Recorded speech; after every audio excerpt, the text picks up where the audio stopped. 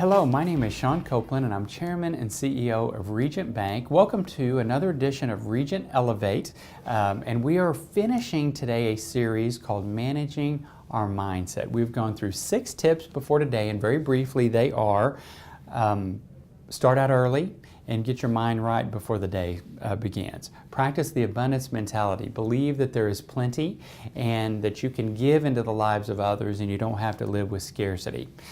Keep a worry journal. Write down all the things that bother you and compare that to the actual results and find out that we worry about a lot of things that don't happen.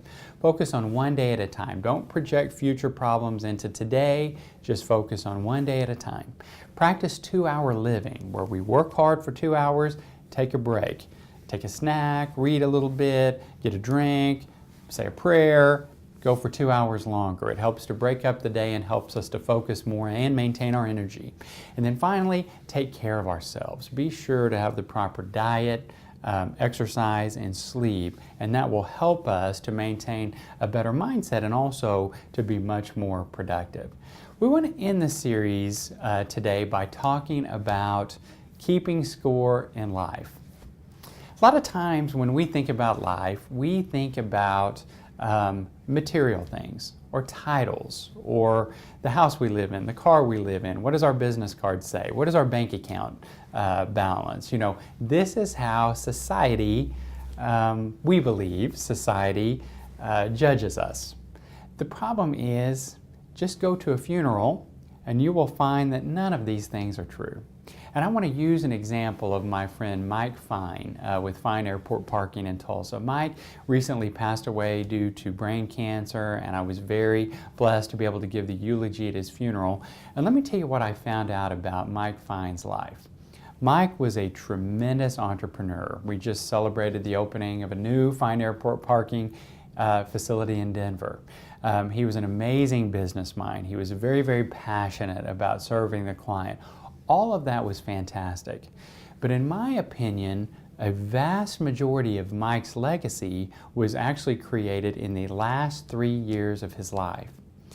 And the difference between the last 3 years of his life was he still focused on business. He was still very successful in business, but he really focused on others because he had had a prior scare with brain cancer, thought he was going to pass away, and had a miraculous surgery and was able to live for 3 more years that he really didn't expect.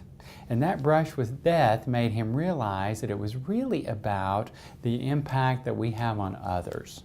There's this old saying that nobody cares how much you know until they know how much you care. And I think you would agree with me that every funeral that I attend, nobody talks about title, the amount of money you made or gave away, size of your house, size of your net worth. Nobody talks about any of those things. What everybody talks about is the impact that that person made on them and their life.